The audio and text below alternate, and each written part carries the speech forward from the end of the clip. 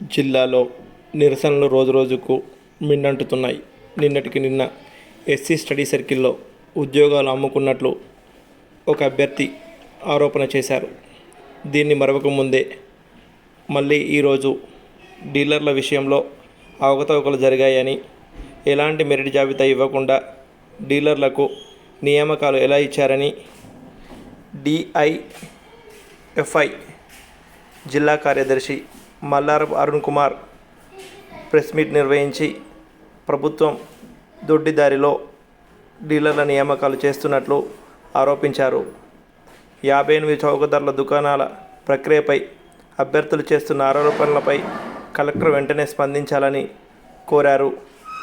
డీలర్ల నియామక ప్రక్రియ నిలిపివేసి మరోసారి పారదర్శకంగా చేపట్టాలని కోరుతున్నారు.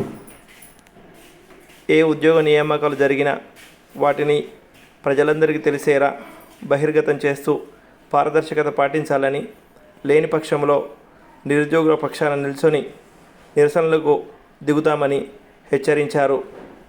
ఎన్నో వ్యయప్రయాసాలు కోర్చి మెరిట్ లిస్టులో ఉన్నటువంటి అభ్యర్థులు ఉన్నప్పటికీ రాజకీయ, ఆర్థిక అండదండలున్న వారికి ఉద్యోగాలు కట్టబెట్టడం సరికాదని వాపోయారు.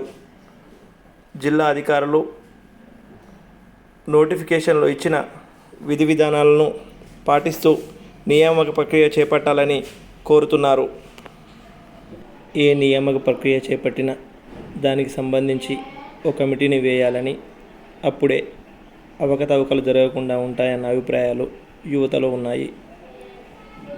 జిల్లాలో ఎలాంటి నోటిఫికేషన్లు వచ్చినా వాటిని బహిర్గతం చేయాలని, అర్హత గల అభ్యర్థులు దరఖాస్తు చేసుకుని నిర్ణీత సమయంలో వాటికి సన్నద్ధమయ్యే అవకాశం ఉంటుందని పేర్కొంటున్నారు.